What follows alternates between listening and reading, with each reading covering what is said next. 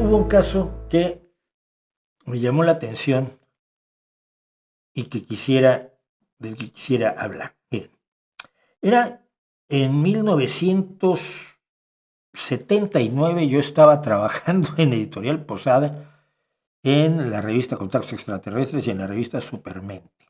Sí, en aquel entonces era medianamente respetable aquello, ¿no?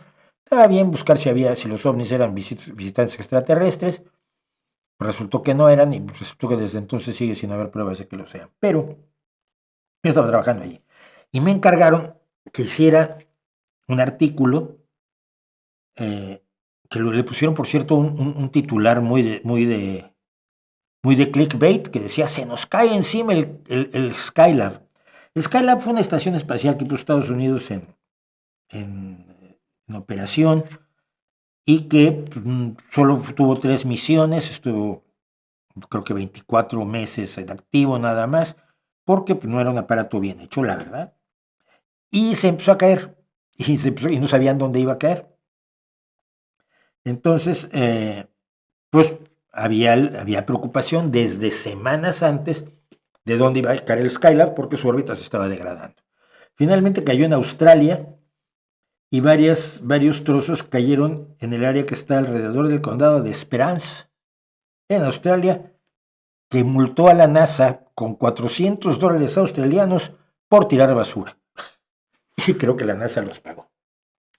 Pero fue el caso, digamos, más sonado. El Skylab era un aparato del tamaño de un autobús municipal grande.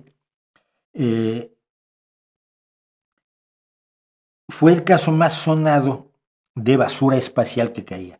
No fue el primer caso. En 1960, 5 marineros de un barco japonés fueron heridos cuando un trozo de basura espacial, de lo que se creyó que era una nave espacial soviética, cayó en la cubierta de su barco. En 1978, el satélite de reconocimiento soviético Cosmos 954 reingresó en la atmósfera sobre el noroeste de Canadá y desperdigó basura radiactiva a lo largo de varios kilómetros, ¿no? En 1900, no me acuerdo cuándo fue antes del 85, sí. Pero en México, por ejemplo, cayó algo en la Sierra de Puebla, uno de cuyos trozos todavía tiene por ahí Héctor Chavarría, y fue el ovni de Puebla, famosísimo, ¿no? Y había gente que lo había visto, y el chiflado de Freixedo decía que él había visto un trozo que era de un azul iridiscente, maravilloso, que lanzaba una energía y brillaba. No, eran trozos de hierro. Chavarría y otros, Héctor Escobar, me parece, están con él, recuperaron trozos de esto. Luego los soviéticos les llevabas el trozo y decían: déjanoslo y te avisamos. No te lo dejo. ¿Es tuyo? No es tuyo. No es mío. Entonces ibas con el gobierno de Estados Unidos, a la embajada de Estados Unidos con el trozo, y les decían: no, déjalo y te cuento. No te lo puedo dejar porque no lo vuelvo a ver. Éramos jóvenes pero tontos. Y entonces pues, lo conservaron hasta que muchos años después, al desclasificarse una serie de datos de los Estados Unidos, se tenían los datos de la NORAD, de la Defensa Aérea de Norteamérica, que llevaba la Fuerza Aérea de los Estados Unidos, que decían que era un trozo de un satélite, de la tercera etapa de lanzamiento de un satélite Cosmos 259, si mal no recuerdo, que sus últimas órbitas coincidían con el paso sobre la Sierra de Puebla.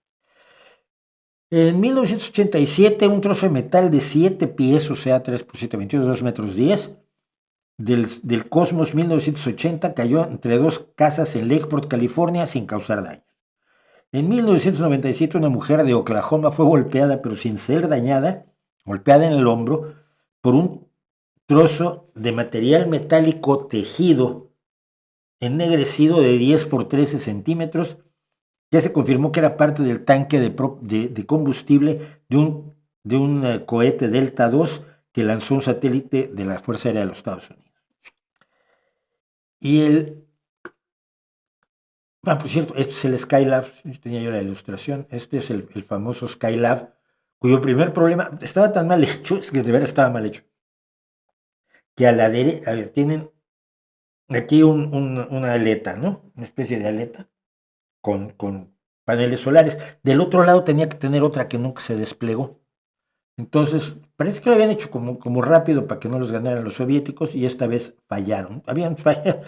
Y la carrera espacial la ganaron los soviéticos en todo, menos en la llegada a la Luna. Por cierto, el otro día me encontré el telegrama de felicitación del Partido Comunista Soviético a los Estados Unidos por haber llegado a la Luna, felicitándolos y todo. Bueno, pero acaba de pasar esto. Un trozo de basura espacial de media tonelada cayó sobre un poblado en Kenia. Nadie salió herido, afortunadamente, y se cree que es parte de un cohete de lanzamiento. Se podrá saber rápidamente qué es. Me supongo que a estas alturas ya tendrán bastantes mejores datos, pero los expertos dicen, y esto es lo grave, que la frecuencia de tales incidentes está aumentando conforme crece drásticamente el número o la cantidad de basura espacial que tenemos alrededor del planeta, que en términos del espacio es poco. El espacio es, como siempre lo digo yo, grande, encabronadamente grande. Pero, eh, pero eso no quita que lo que hay allí acaba cayendo y no todo se desintegra en el reingreso a la atmósfera por distintas razones, ¿no? La Agencia Espacial Europea publica cifras detalladas sobre cuántos objetos hechos por el ser humano están en el espacio. En total, de los 6.300 lanzamientos de cohetes exitosos desde 1957, se han puesto en órbita 14.450 satélites. En ese periodo también ha habido más de 630 explosiones, colisiones u otros eventos no planificados que han ocasionado que estos objetos se separen o se fragmenten. Las velocidades a las que viajan estos objetos son tales que pueden abrirle un agujero a la Estación Espacial Internacional, por ejemplo. Creo que en Interstellar, en Gravity se usaba un poco esa premisa. Es decir, la basura espacial es un peligro en el espacio, pero también es un peligro en la Tierra. Y van los siguientes datos. Los organismos de los Estados Unidos hacen el seguimiento de unos 32.750 objetos de 50 centímetros o más. Esto incluye satélites completos de gran tamaño. Pero hay 36.500 de más de 10 centímetros, es decir, entre 10 y 50 centímetros. Hay unos 4.500 más de entre 10 y 50 centímetros, pero hay 1.000.000 de piezas de entre 1 y 10 centímetros y se calcula, no se sabe, unos 130 millones de partículas de entre 1 milímetro y 1 centímetro. Cualquiera de estos puede caer a tierra sin desintegrarse, pero sobre todo cualquiera de estos puede chocar contra los satélites de comunicaciones, contra la Estación Espacial Internacional, contra el Hubble, contra un, no digo el telescopio nuevo porque se está puesto fuera de la órbita terrestre, el James Webb, pero es un peligro para todo lo que tenemos. Estas satélites meteorológicos, satélites de comunicaciones, satélites de espías que tenemos en órbita alrededor de la Tierra. Y es un peligro enorme. Y me llama mucho la atención que todavía no caiga más. Pero esto que ocurrió aquí es una advertencia. Y es una advertencia que nos permite entender una vez más. Van a decir que siempre lo uso de pretexto, pero es que no lo es.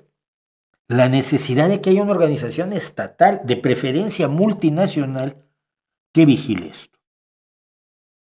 Y sobre todo, que pueda imponer reglas para que los siguientes objetos que lancemos al espacio sean sostenibles. Palabra que horroriza completamente a la nueva derecha, pero que sean sostenibles en el sentido de que tengas la certeza de que los puedes hacer pedacitos sin causar desastres que se van a quemar al regresar a la Tierra, que no van a representar un aumento en los peligros, porque todo el tiempo estamos lanzando, esto ya no sale en las noticias, porque a quién le importa, ¿verdad? Ya estamos en la era espacial, pero seguimos lanzando constantemente cohetes para poner en órbita multitud de cosas, desde experimentos universitarios en mini satélites hasta grandes proyectos de telecomunicaciones y hasta los insoportables y molestísimos Starlink de Elon Musk, por cierto.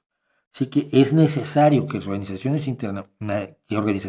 estatales de carácter multinacional, de carácter internacional de todo el mundo, participen en la revisión de esto, porque nos puede caer en cualquier momento un trozo de la última ocurrencia de la NASA, de la Agencia Espacial Europea o de los rusos.